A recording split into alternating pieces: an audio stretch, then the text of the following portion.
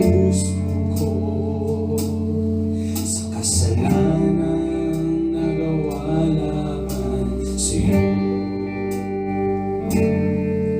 Nagtatapat, sumasamo, tumutulog sa harap ng banalong trono. Siyasatin mo, Jesus, ang puso ko sa kasalanan nagawa laban sa'yo. Natatapat, sumasamo, tumutulog sa harap ng banalong trono. Malamig, di man karapat-dapat sa kapatawaran mo. Biyaya at kawan, kapatawaran sa'yo ay nakamtan ko, o aking Jesus.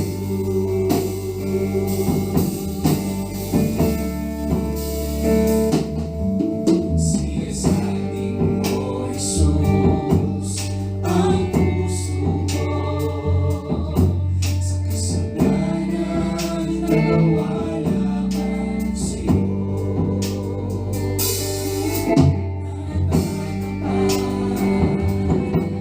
sumasamo, tumutulog sa harap ng banalong trono.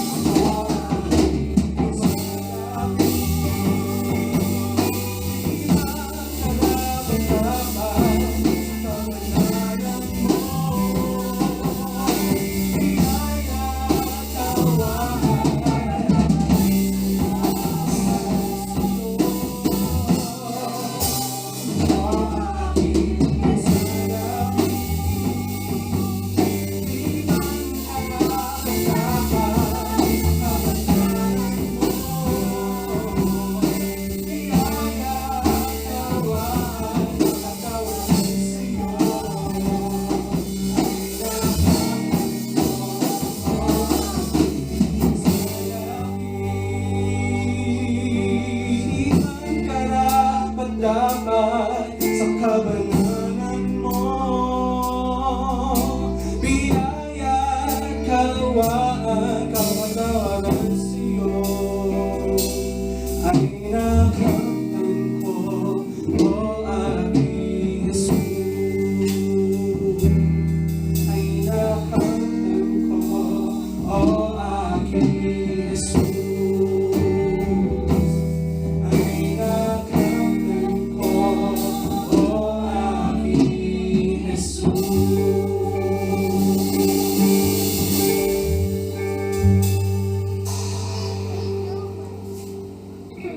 Magandang umaga po mga kapatid. Purihin ang Panginoon sa panibagong pribilehiyo na ipinagkaloob niya sa atin upang tayo ay sama-samang sumamba, manalangin at mag-aral ng kanyang banal na salita. Hindi man harapan, pero nagpapasalamat pa rin tayo sa Panginoon sapagkat alam natin na pagpapalain niya itong ating online worship celebration, even this time as we meditate His Word. Kamusta po kayo? Nawa ay maayos po ang ating kalagayan, malusog at patuloy na iniingatan ng ating Panginoon. Alam niyo po, ngayon ay unang linggo ng buwan ng Disyembre. Ayan. Ilang tulog na lang kung ika nga ng ilan. Ilang araw na lang ay ipagdiriwang na po natin ang Pasko, ang araw ng kapanganakan ng ating Panginoong Hesus. Ayan. So speaking of Pasko, talagang marami na pong abala, marami nang nagmamadali, marami nang nasa Divisoria, nagwi-window shopping, marami na ring nagpe-prepare ng kanila pong mga reunions, mga pang-aguinaldo at iba't iba pa. Ayan. So ramdam na nga natin ang araw ng Kapaskuhan. So nais ko po kayong batiin ng advance Merry Christmas. Ayan. Ang ating pong pag-aaralan kasi ay may kaugnayan sa tunay na diwa o layunin, kahulugan ng Pasko. Pinamagatan po natin itong sumikat na ang liwanag. Pasko, kaganapan ng pangako ng Panginoon.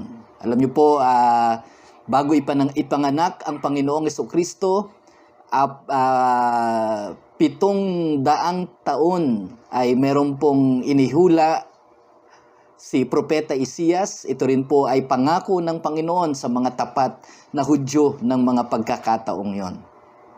Basahin po muna natin ang pinagkunan ng ating pong pamagat, Isaiah chapter 9 verse 2. Sa magandang balita, Biblia, ito po ang sinasabi. Nakakita ng isang maningning na liwanag ang bayang matagal nang lumalakad sa kadiliman. Sumikat na ang liwanag sa mga taong naninirahan sa lupaing balot ng dilim. Praise God. Saglit po tayong yumuko, manalangin, hilingin natin ang pagpapala ng Panginoon sa ating pagbubulay-bulay ng Kanyang banal na salita. Panginoon, salamat po sapagkat meron kaming panahon na kagaya na ito na kung saan kami po ay nakakapag-aral ng iyong banal na salita. Kinikilala po namin ang iyong salita ay makapangyarihan. Kausapin mo po kami sa oras na ito. Gamitin mo po ang iyong salita para kami ay lumakas, maging matatag, at maging mabungang Kristiyano. Maunawaan po namin ang iyong kalooban at kami po ay lumakad ayon sa iyong panuntunan. Salamat po, Panginoon. Ikaw ang siyang aming tinatanghal sa panahong ito ng pag-aaral po namin ng iyong banal na salita. Patuloy kang madakila, patuloy kang maparangalan, patuloy ka naming luluwalhatiin.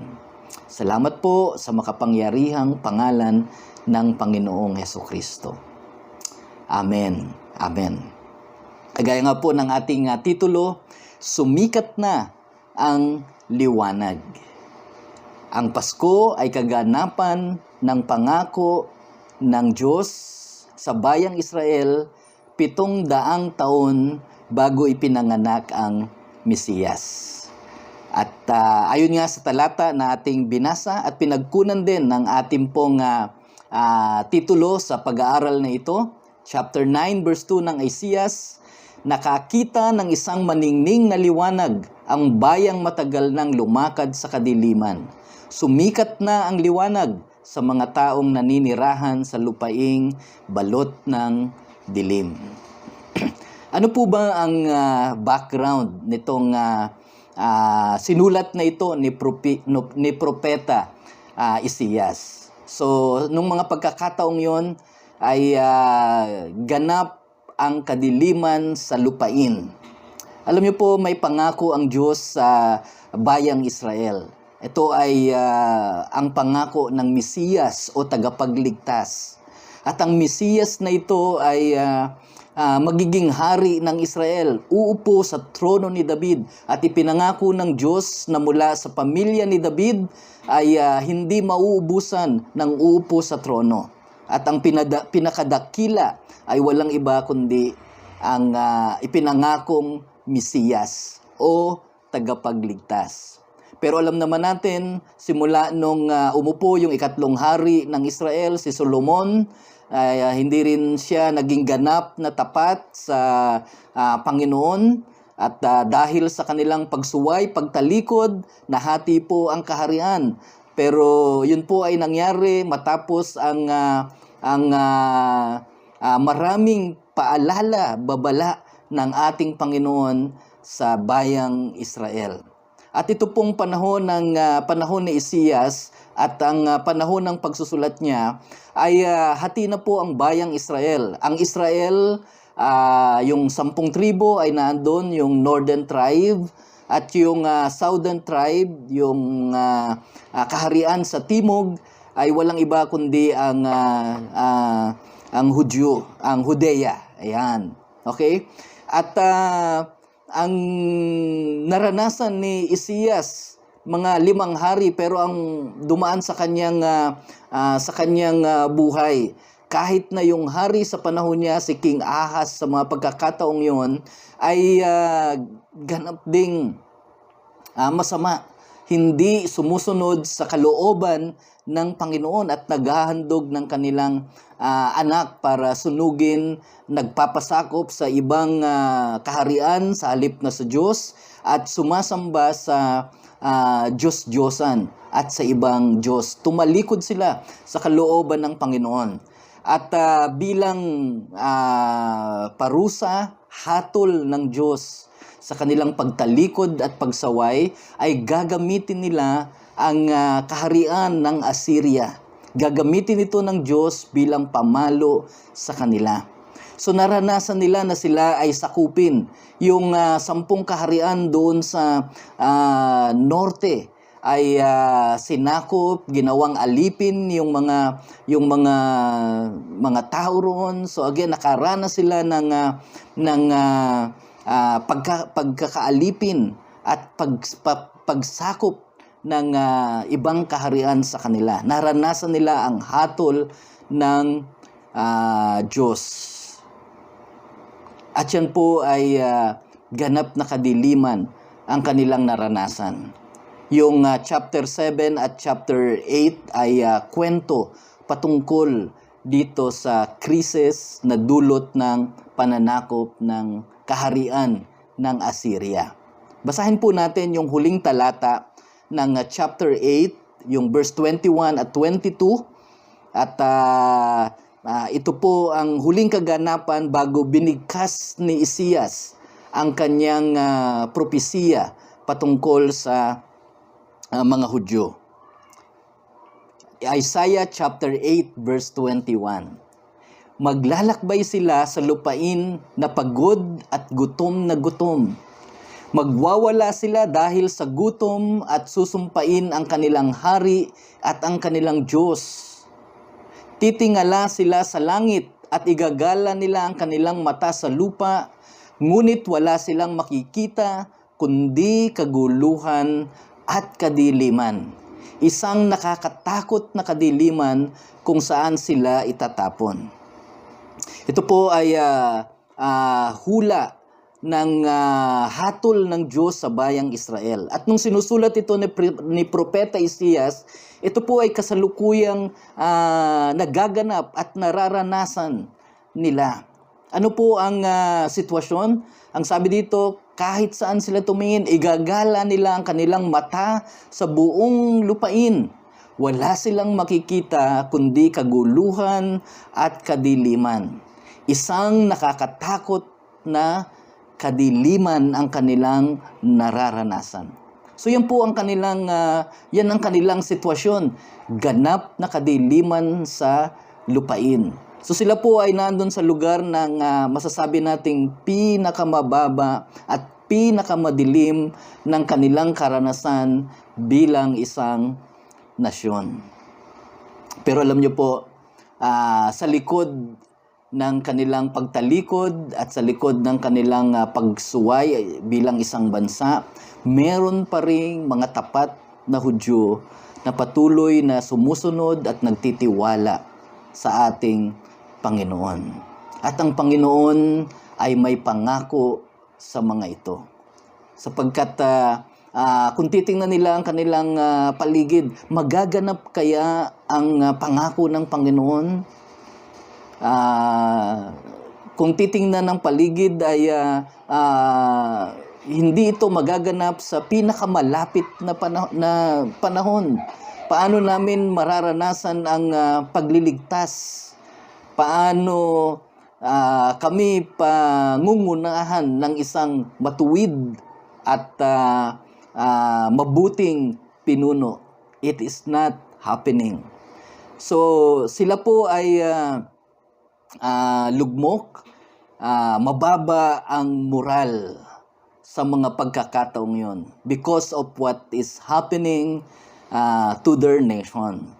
Ang pangako ba na Mesiyas, ang pangako bang hari na hindi mawawala sa linya ni David, haring mabuti at haring matuwid, ay mangyayari. At dito po sa mga pagkakataong ito ay inihayag ng Diyos ang kanyang pangako sa mga tapat. Ang pangakong pag-asa. Chapter 9 verse 1. Ngunit napawi na ang dilim sa bayang matagal nang namimighati. Noong mga nakaraang araw, inilagay niya sa kahihiyan ang lupain ng Sibulon at ang lupain ng Naphtali. Ngunit sa panahong darating, dadakilain niya ang lupaing ito.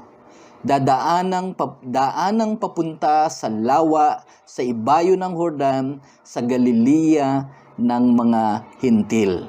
So itong lupain na nalagay sa kahihiyan, ang lupain ng Sibulon at ang Naphtali, ang Galilea ng hintil ay makararanas ng ilaw. Ang mga namimighati sa bayang ito ay makasusumpong ng liwanag. Kaya sabi sa verse 2, nakakita ng isang maningning na liwanag ang bayang matagal nang lumakad sa kadiliman.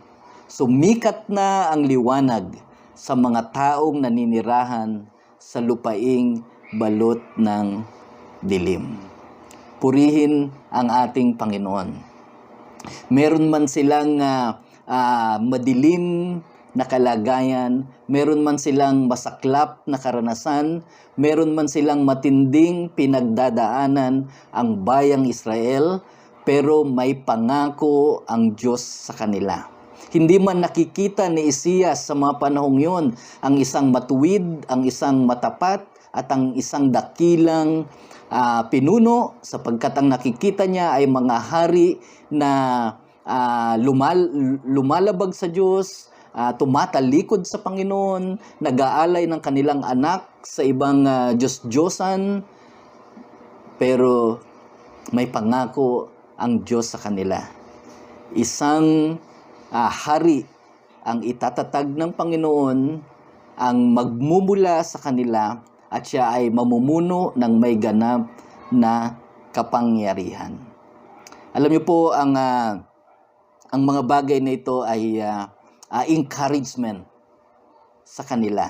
At meron din itong implication sa buhay ng bawat isa sa atin ngayon. Mamaya, titingnan natin ano ang implikasyon nito sa atin sa panahong ito. Pero makikita natin ang bayang Israel hindi magiging madilim magpakailanman ang kanilang karanasan. Darating ang panahon kung kailan ang mga taong naglalakad sa kadiliman ay makakakita ng dakilang araw. Kahit magkaroon ng matinding kadiliman sa lupa at sa mga tao, darating ang panahon. At kailan yon? Sa talata nating babasahin, yun ay sa pagsilang ng isang sanggol na lalaki. Siya ang magiging perpektong hari pinuno ng bayang Israel at ganap na magiging makapangyarihan. Basahin po natin ang verse 6 nitong Isaiah at tingnan po natin kung sino ang tinutukoy dito.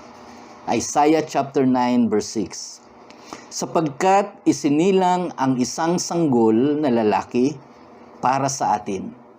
Ibibigay sa kanya ang pamamahala at siya ay tatawaging kahanga-hangang tagapayo, makapangyarihang Diyos, walang hanggang Ama, prinsipe ng kapayapaan.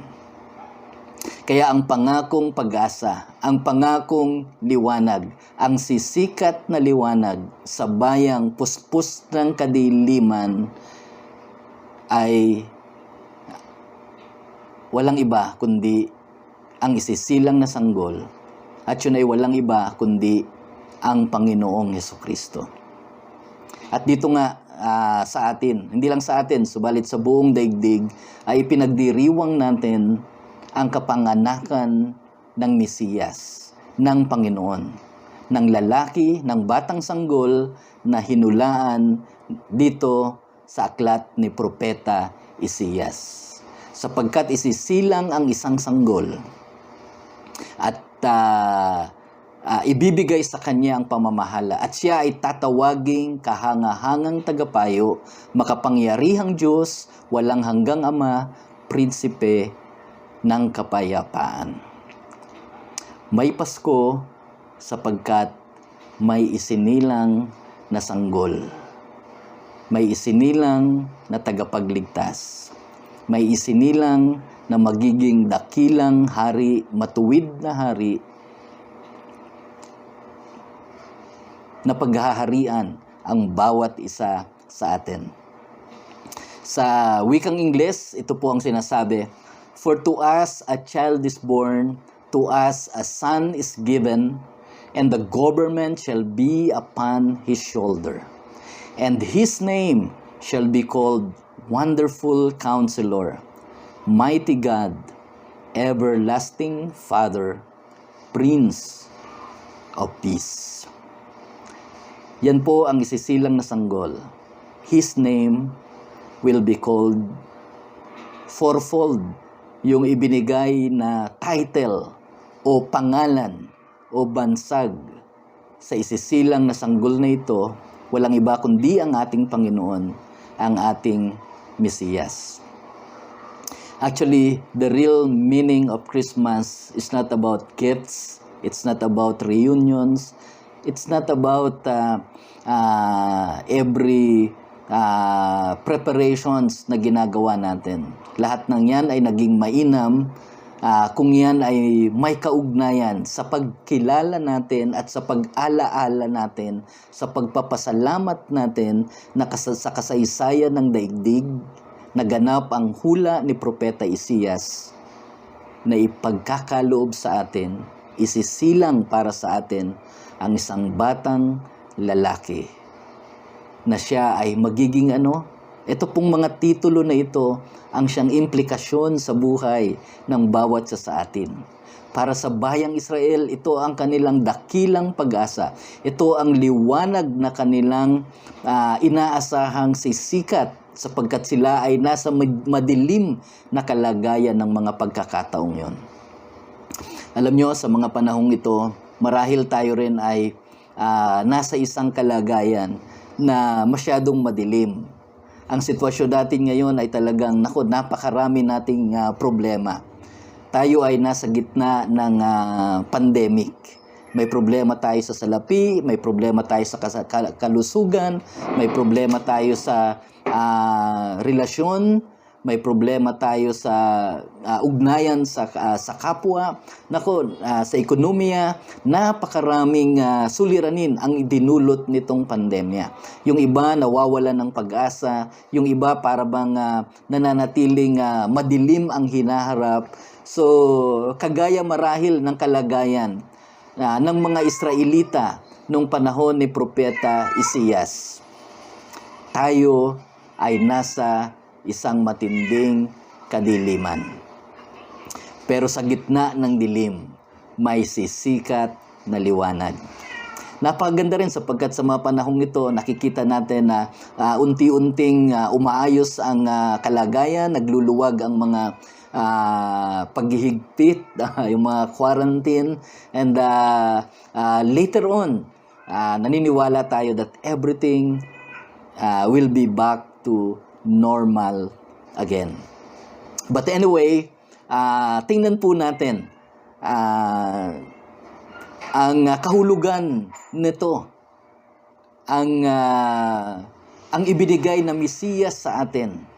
ay nangangahulugan para sa bawat isa sa atin ng ano. Dito po sa 4 na pangalan na ipinagkaloob sa ating Panginoong Jesucristo sa batang isisilang ay napakalaki po ng mensahe para sa atin.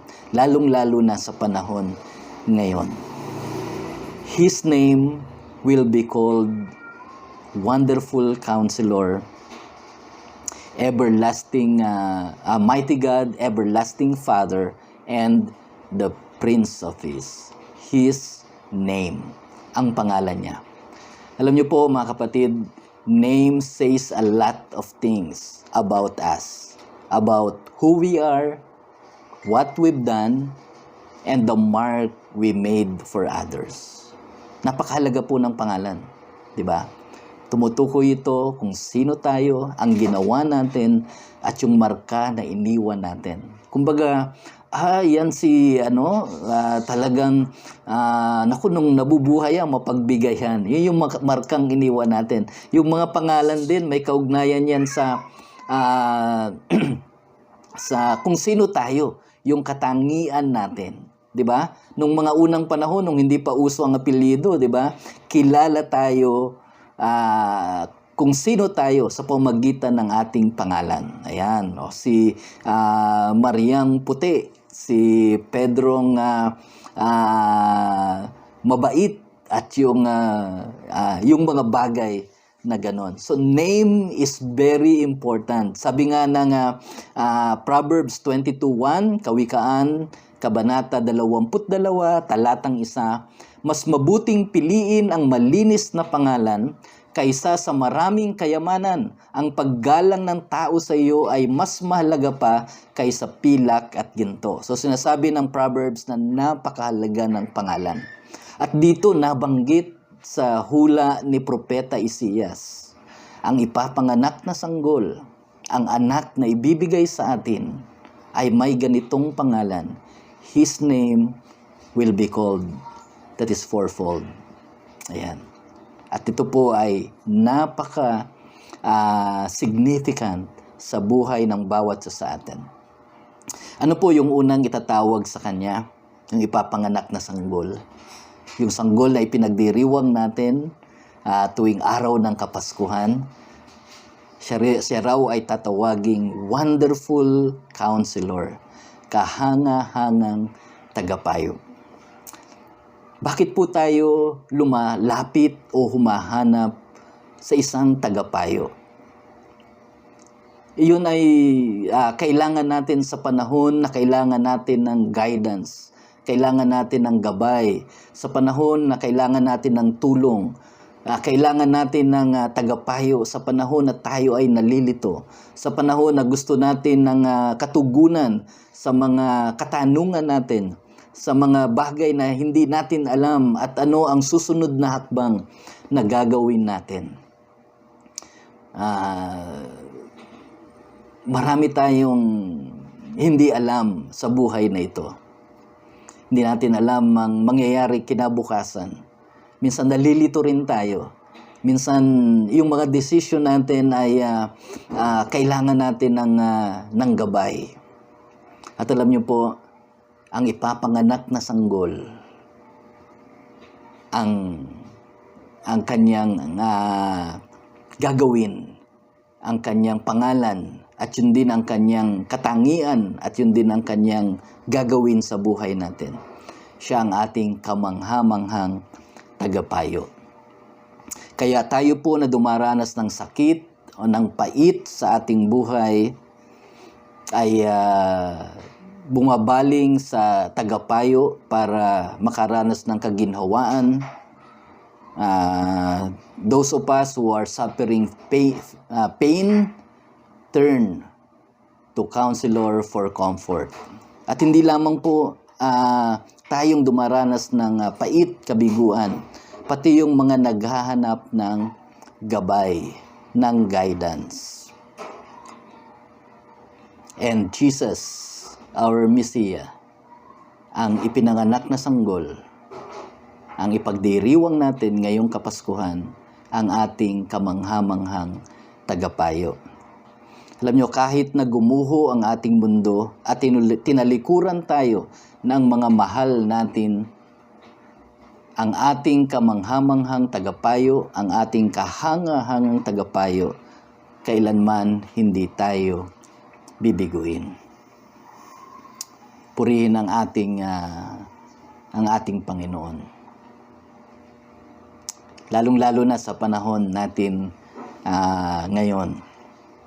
Minsan nagpe-pray tayo, Lord, ano pong direksyon ang nais mong gawin namin sa aming pong buhay? Panginoon, may problema ako. Anong gagawin ko?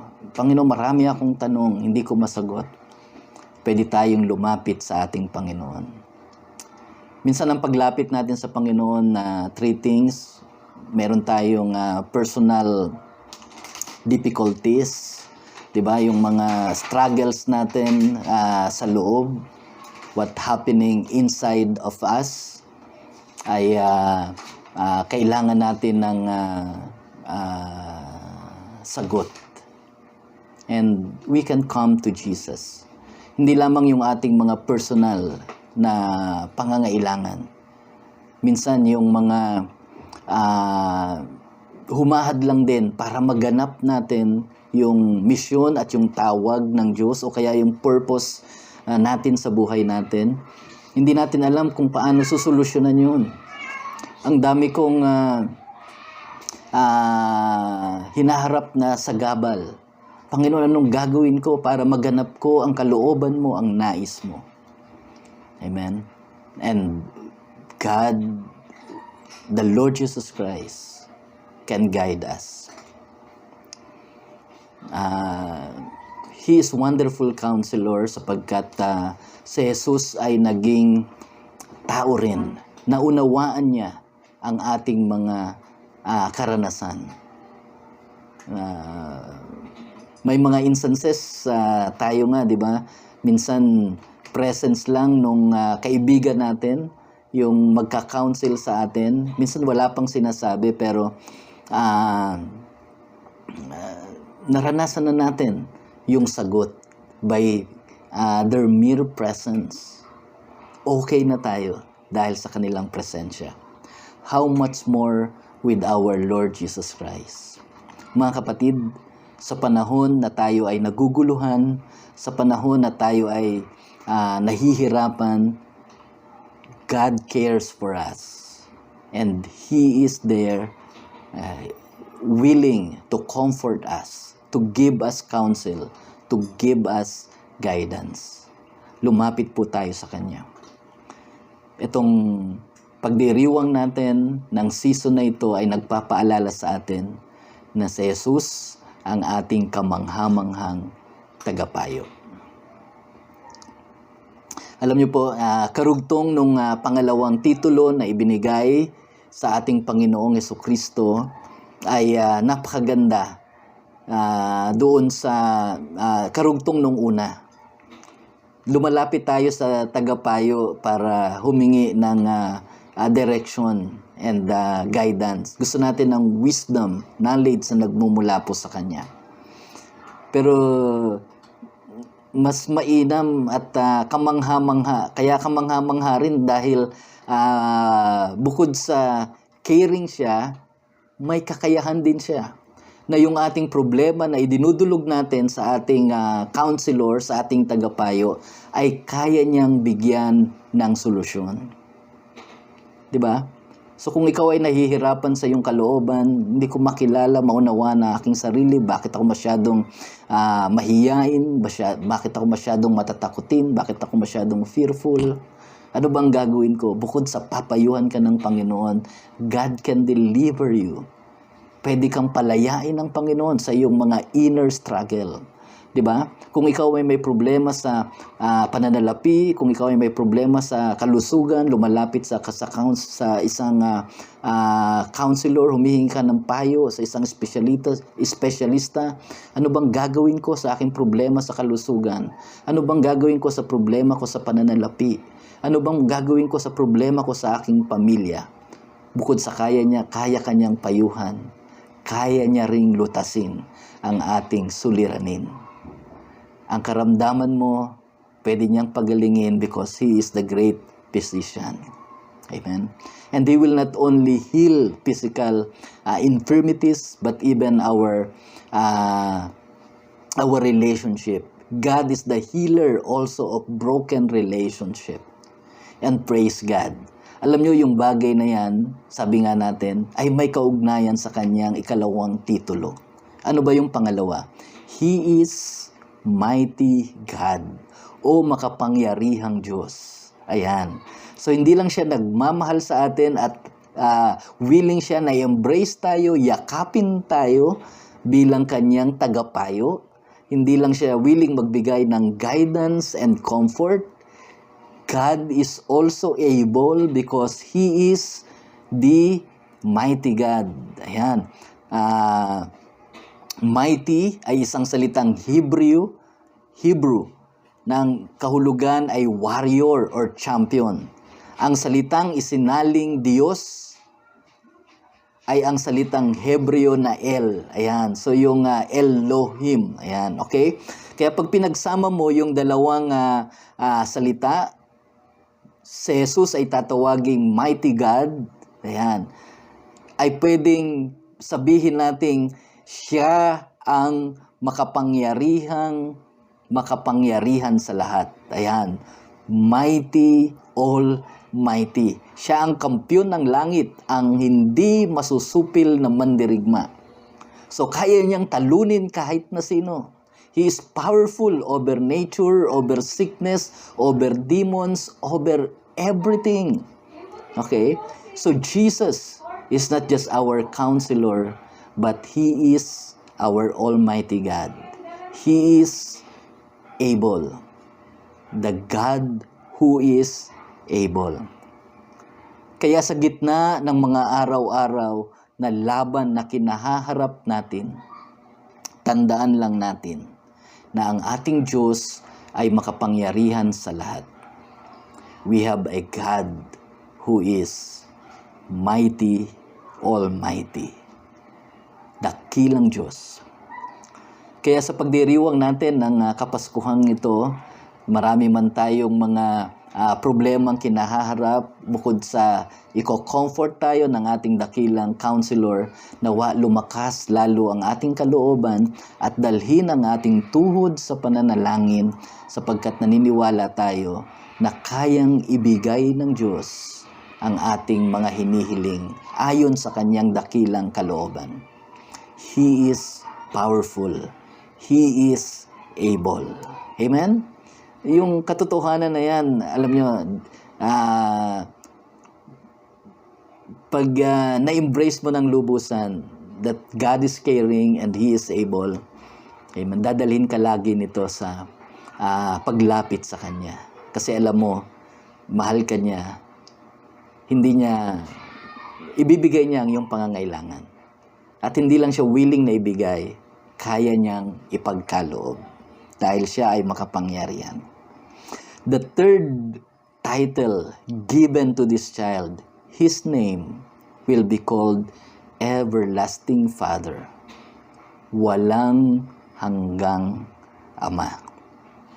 Hindi dito tinutukoy that He is also the God the Father, pero itong titulo na ipinagkaloob sa Kanya ay nagpapakita na yes, siya ay Diyos, everlasting, wala siyang hanggan. Kagaya ng sabi sa Revelation, He is the Alpha and the Omega, He is the first and the last. Ayan. Pero bukod pa roon ay yung salitang Ama. Ang salitang Ama ay mula sa salitang Hebreo rin na Aba.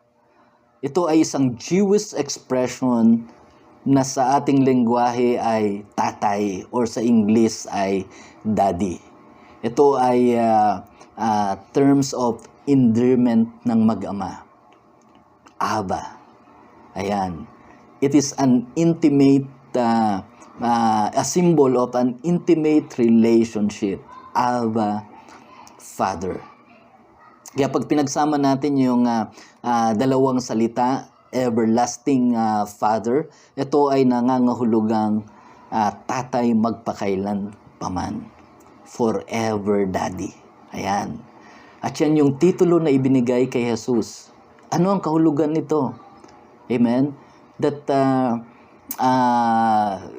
He is not just our King, but He is our Father.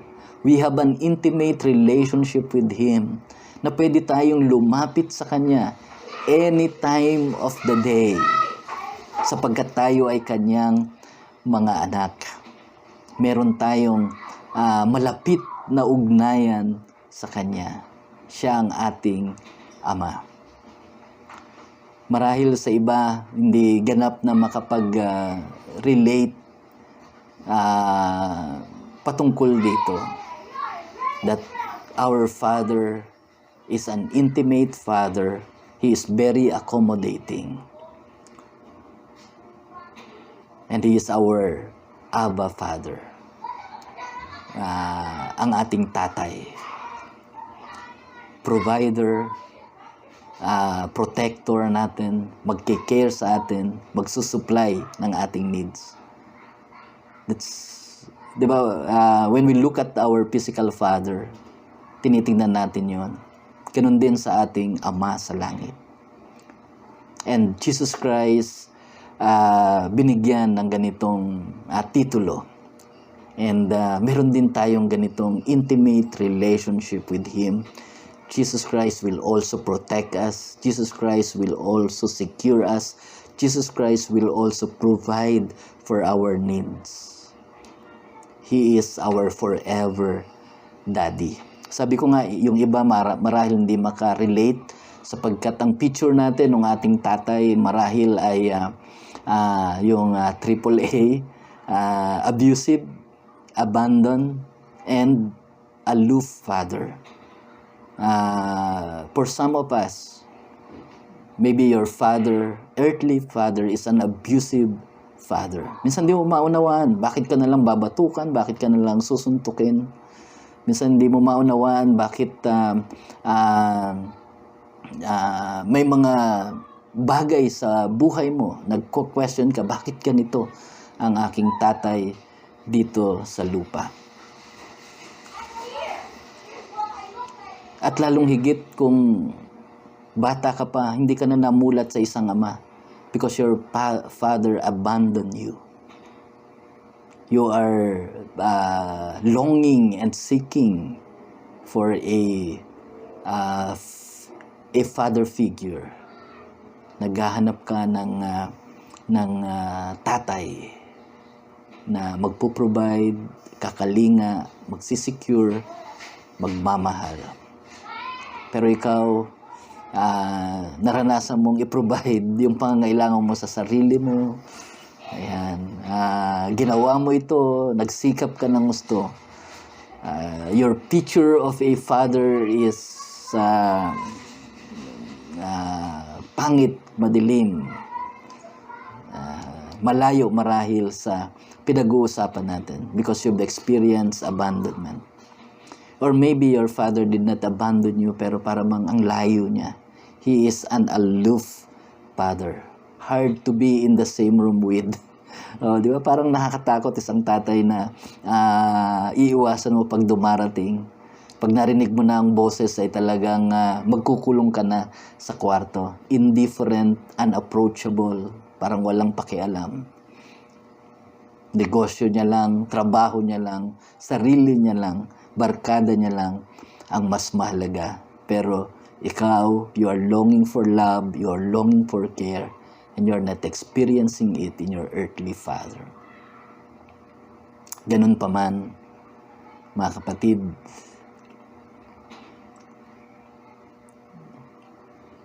masaklap man, pangit ang karanasan natin sa ating earthly father, ang ating Panginoong Jesucristo ay nais tayong abutin. At napakahalaga ng ipagdiriwang natin ngayong buwang ito ng kanyang kapanganakan. Because God became flesh and He dwelt among us. Inilapit ng Diyos ang kanyang sarili sa atin. At siya ay naninirahan sa atin. At itong ipinanganak na sanggol namatay, muling nabuhay, ngayon ay nasa langit, nakupo sa kanan ng Ama, but He is dwelling in our hearts, and He is our Father. Kung ikaw naman merong magandang kaugnayan sa iyong ama, wow, blessed na blessed ka sapagkat your father is so supportive, you have a very good father, napakabuti, napakainam niya. Pero yung ating tatay dito sa lupa will not last forever. May hangganan. Amen. Yung iba nga, napakabuti ng kanilang ama pero 13 years old pa lang sila ay namatay na. Nais pa rin tayong i-encourage ng Panginoon. Sapagkat our Father is an everlasting Father. He is our forever Daddy. Hindi siya namamatay.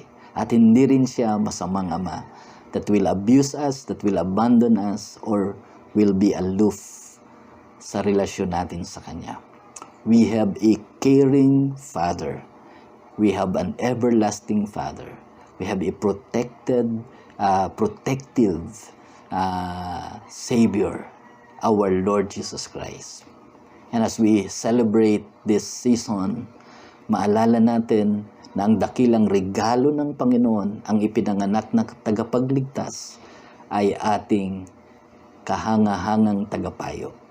Gagabayan tayo at kakailingain tayo sa panahon ng ating kaguluhan, problema at kalituhan. He will counsel us. He is able because our God, Jesus Christ, is our mighty God. He is almighty. Hindi lang kakalingain tayo at pakikinggan tayo ng ating Panginoon, pero makapangyarihan siya na kayang gawin ang lahat ng bagay because He is Almighty God. And we have an intimate relationship with Him. Last but not the least, yung fourth title na ibinigay sa ating Panginoong Hesukristo, ang ating Mesiyas, ang isinilang na tagapagligtas, ang hinulaan ni Propeta Isaias na ipapanganak na sanggol at ipagkakaloob sa atin ay merong titulong Prinsipe ng Kapayapaan. Prince of Peace. Purihin ang Panginoon. Ang salitang kapayapaan ay isang napakakaraniwang salita sa Hebrew. Ito ay ginagamit hanggang ngayon. Shalom para sa Hebrew. Ito ay punong-puno ng kahulugan. Pag sinabing shalom, ikaw ay nagnanais ng kalusugan, kasaganaan at kapayapaan na maranasan ng binabati mo o maranasan ng isang tao. Nang binabati mo ng shalom o ang kapayapaan ay sumayo. Or you are saying, may God's best, the best from the Lord, ma-experience mo o ma-experience natin. At yan po ang nais ng Panginoon.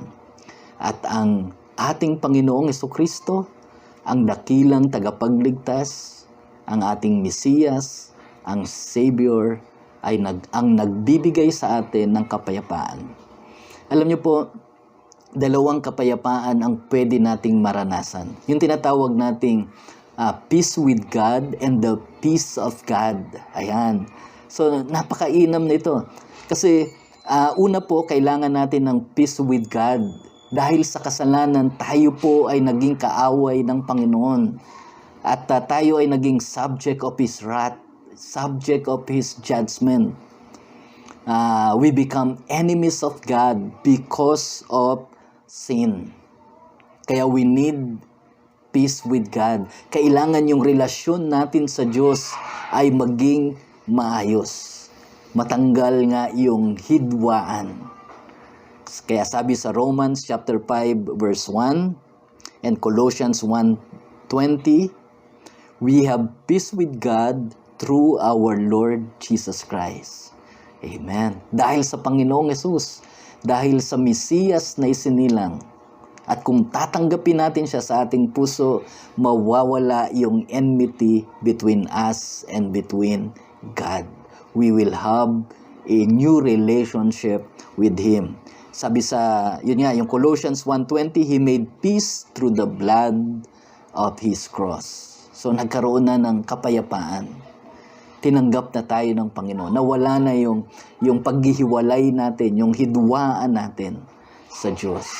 And we are experiencing peace with God. Hindi na tayo makararanas ng hatol ng Panginoon, subalit ang mararanasan natin ay ang biyaya ng pagliligtas ng Panginoon, ang buhay na walang hanggan. Pero hindi lamang po peace with God, hindi lang inayos yung relationship natin. Hindi lang tinanggal yung enmity between us and God. Pero ano pang ipagkakaloob ng Panginoon sa atin? Yung peace of God. Kapayapaan na nagmumula sa ating Panginoong Jesucristo. At si Pablo ay nakatanggap nito. At ito ang kanyang ilustrasyon kung ano ito. Kapayapaan ng Diyos. Philippians 4:7. Kapag ginawa nyo ito, bibigyan kayo ng Diyos ng kapayapaan na siyang mag-iingat sa puso ninyo at pag-iisip dahil kayo'y na kay Kristo Jesus. At ang kapayapaang ito ay hindi kayang unawain ng tao. Diba? Kaya sabi ng Apostol Pablo, sa halip na kayo ay mag-alala sa napakaraming bagay, manalangin kayo. At ang ating Diyos ang siyang magbibigay sa atin ng kapayapaan. The peace of God will guard our hearts and mind through Christ Jesus. Itong kapayapaan daw na ito ay hindi kayang unawain ng tao. 'Di ba? Maraming iba nagtataka na nagsasabi na sa kabila ng iyong karanasan talagang parang it seems na hindi ka tumatanda. It seems na ikaw ay payapa pa rin. Ayan. And that's the peace of God. Ayan. Hindi tayo inaalis ng Panginoon sa isang lugar na nakakakita ng suliranin. Tayo ay nasa mundo, affected pa rin tayo ng pagtaas ng bilihin, affected tayo ng pandemya, at anumang nangyayari sa ating paligid. Pero napakaganda sapagkat dumadaloy sa ating puso ang kapayapaan na nagmumula sa ating Panginoon. Amen? At napakahalaga nito. Ito ang isang bagay that money cannot buy. Diba? Maraming mayayamang tao, may pera sila pero hindi sila pwedeng mag-shopping o hindi sila pwedeng pumunta sa supermarket at maghanap ng 4 kilo na kapayapaan doon o kaya isang sakong kapayapaan. Hindi sila pwedeng umorder ng 1 box of peace. Ayan, okay? 1 piece Chicken Joy pwede pa, pero a box of peace that comes from God is the gift of God. And Jesus Christ, ito ang kanyang ibinigay. 'Di ba? Nung siya ay ipinanganak, in-announce ng anghel, peace on earth. The Prince of Peace ay ipinanganak. Purihin ang Panginoon. Kaya sa gitna ng masalimuot na panahon natin ngayon, sa gitna ng pandemya na ating nararanasan, pwede tayong magkaroon ng kapayapaan na kagaya nito. Nagmumula sa ating Panginoong Jesucristo. May this season, the holiday, remind us na tayo man ay nasa isang madilim na kalagayan, nasa gitna pa rin tayo ng pandemya, kagaya ng karanasan ng bayang Israel, sumisikat ang liwanag. Bagamat physically, unti-unti nating nakikita ang pagluwag ng ating ekonomiya at ng iba pang mga restrictions sa ating paligid, pero ang higit na liwanag na sumisikat ay walang iba kundi ang relasyon natin sa ating Panginoon. Ayan. When we have Jesus Christ, pag nasa puso natin ang the greatest gift the greatest gift, or the greatest gift of Christmas is none other than Christ Himself. At tinanggap na natin yun. Ayan. Kaya, dahil tinanggap natin ng Panginoon at yung kung sino siya, ay makikita sa kanyang titulo, sa kanyang binigkas na pangalan, yan ang meron tayo. Yan ang regalo natin. Nung natanggap natin ang regalo, una, nakatanggap tayo ng tulong, ng gabay, at ng kalinga. Dahil siya ang ating kahangahangang tagapayo. Pangalawa, makaaasa tayo na kaya niyang ibigay ang lahat ng ating pangangailangan. Makakaasa tayo na kaya niya tayong tulungan sa ating pangangailangan. Makakaasa tayo na sa tingin man natin may mga imposibleng bagay, sa Diyos walang imposible dahil siya ang makapangyarihang Diyos. He is the Almighty God. He is the Almighty. He is the omnipotent God. Nothing is too difficult for Him. Kung tayo man ay nakakaramdam ng kawalan ng seguridad, ng kawalan ng protection, meron tayong everlasting Father. Kung kulang man tayo sa yakap at kalinga ng mga tao sa ating paligid, God will not abandon us, God will not abuse us, and He will not be aloof. Pwede tayong lumapit sa Kanya 24/7 because He is our Abba Father. He is our intimate Father. And praise God that we can have peace in the midst of this crisis because the Prince of Peace is living in our hearts. God bless you mga kapatid. Pagpalain tayo ng ating Panginoon at nawa sa pagdiriwang natin ng Kapaskuhan.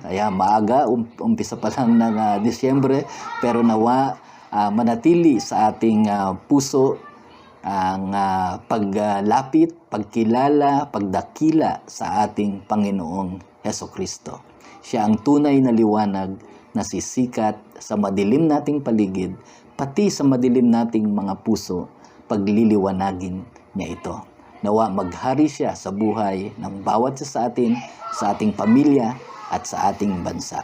Pagpalain po tayong lahat ng ating Panginoon. Manalangin tayo. Mapagpalang Diyos, salamat po. Salamat po sa iyong salita.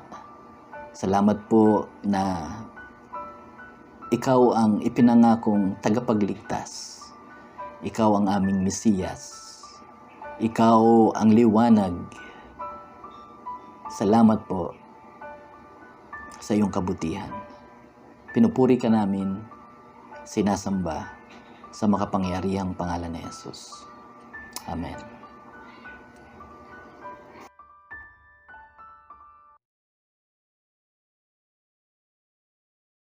Isang magandang araw sa ating lahat. Maraming salamat sa mga salita ng ating Panginoon na ating napakinggan sa araw na to. Ngayon po ay dadako na tayo sa Breaking of the Bread na kung saan gugunitain natin ang pagsasalo-salo ng katawan at dugo ng ating Panginoon sa mga pagkakataong ito. Ngayon bago po tayo magsimula, ay inayaan ko ang lahat na siyasatin ng ating sarili at tayo po ngayon ay mananalangin. Aming Diyos, amang makapangyarihan sa lahat, maraming pong salamat sa kabutihan mo at walang hanggang pag-ibig mo na ipinadama mo sa aming lahat, sa lahat ng nakapakinig ng iyong mga salita sa mga oras na to, Panginoon. Lord, bilang kabahagi ng isang simbahan, Panginoon, na kami po ay tinawag mo upang maglingkod sa iyo ng buong buo at walang reservation at naunawaan namin, Panginoon, ang ginawa mo sa krus ng Kalbaryo bilang katubusan ng aming mga kasalanan. Lord, patawarin mo kami sa lahat ng uri ng aming mga nagawang kasalanan, Panginoon. Sa araw na to, Panginoon, manguna ka sa amin, pakalinisin mo kami, at nang sa ganon ay maunawaan namin ang gaganapin at gagawin naming pagsasalo-salo ng iyong mga salita. Maraming salamat. Ito ang aming samot dalangin sa pangalan ni Jesus. Amen. Sinabi ni Apostol Pablo, sapagkat ito ang turo na tinanggap ko mula sa Panginoon at binibigay ko naman sa inyo. Nung gabing siya'y pinagkanulo, ang Panginoong Hesus ay dumampot ng tinapay. Taas natin ang tinapay. Nagpasalamat at pinagpirapiro sa ito at sinabi, ito ang aking katawan na inihahandog para sa inyo. Gawin ninyo ito bilang pag-alala sa akin. Kainin po natin ang tinapay.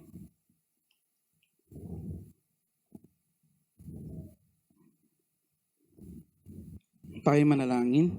O aming Diyos, amang makapangyarihan sa lahat, maraming pong salamat sa iyong bugtong na anak na nabayubay sa krus ng Kalbaryo, Panginoon, naparusahan, hinataw, niyurakan, inisulto, Panginoon, para lamang sa amin, sa katubusan ng aming mga kasalanan. Lord, kami nagpapasalamat at kinikilala namin, Panginoon, ino-honor namin, Panginoon, at kami po ay nagpapasalamat sa walang hanggang pag-ibig na iyong binigay sa amin, Panginoon, bilang katubusan ng aming mga kasalanan.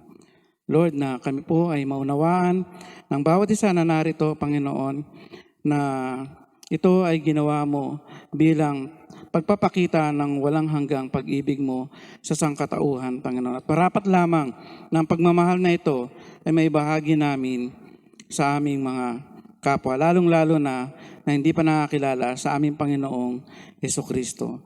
Maraming salamat. Ito ang aming samot dalangin sa pangalan ni Jesus. Amen.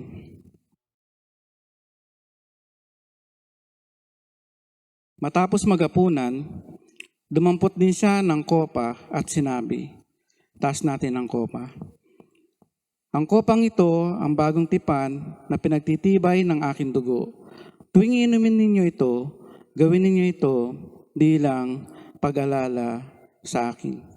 Inumin po natin.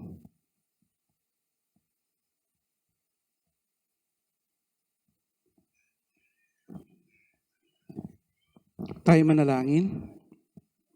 O aming Diyos na makapangyarihan sa lahat, marami pong salamat sa kopang ito na sumisimbolo ng iyong dugo, Panginoon, na naglinis sa aming katawan, Panginoon, at kasalanan, Panginoon, na upang kaming lahat ay manumbalik sa iyong kalooban at malinis kami sa mga kasalanan na aming nagawa. Lord, maraming salamat.